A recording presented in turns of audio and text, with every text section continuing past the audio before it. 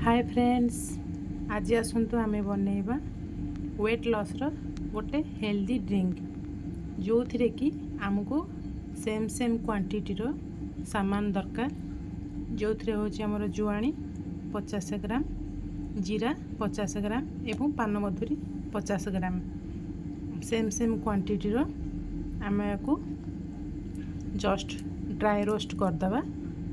तापर आम ताकू ग्राइंडिंग करिकी गोटे एयर कंटेनर डब्बारे स्टोर करिकी रखिपर, जोटा कि आम से ड्रिंकटा खाइबार अध घंटा पर उषुम पानी रे गोटे चमच पीले दिन को 3 थर आम खाइबा पर यही टाइप एमती कले आमर वेट लॉस आराम से हो जिवो। चलतु आम को ड्राई रोस्ट करवा।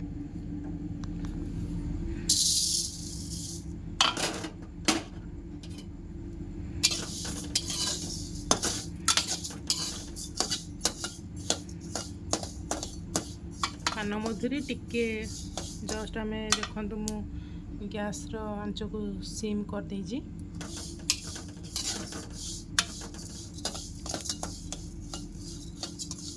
एदा बेसी ततेइबेनी नहले पोड़ी जाई पारे।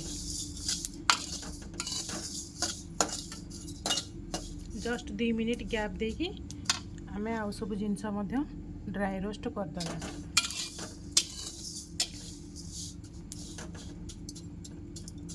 आमर पान मधुरी एवं जीरा एटा आमर हजम करिबारे साहाय्य करिथाए एवं जुआणी आमर पेटर गोलमालटा को भांगी दी थाए। पेटर किछि जहाँ भी किछि प्रॉब्लम थाए, आमर पेट मोड़ी हवा कि गैस दोष जहाँ भी होता है सेटा जुआणी द्वारा कटि जाए।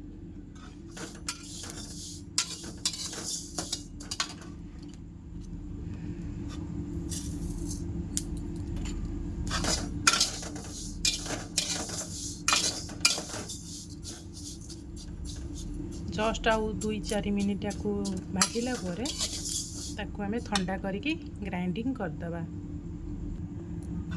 आपको छाड़ीबेनी, एमती लगातार भाजुथिबे नहीं तो लगी जाई पारे। भाजिला बेले जुआणीटा को केतेबेले आगुरु पकेइबेनी, एटा सभा लास्ट रे ही पकेइबे नहीं तो एटा बेसी भाजी हे जिवो।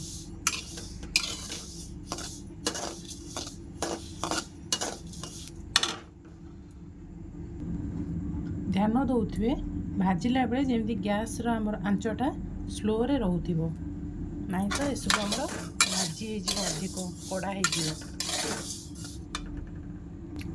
देखंतु एबे एटार पान मधुरी एवं जीरा आर अलग प्रकार गोटे बास्ना आसलानी। बर्तमान ये आमर भाजी हो गला। गैस ऑफ कर दूची, तापर आम ठंडा हेले एटा ग्राइंडिंग करदबा।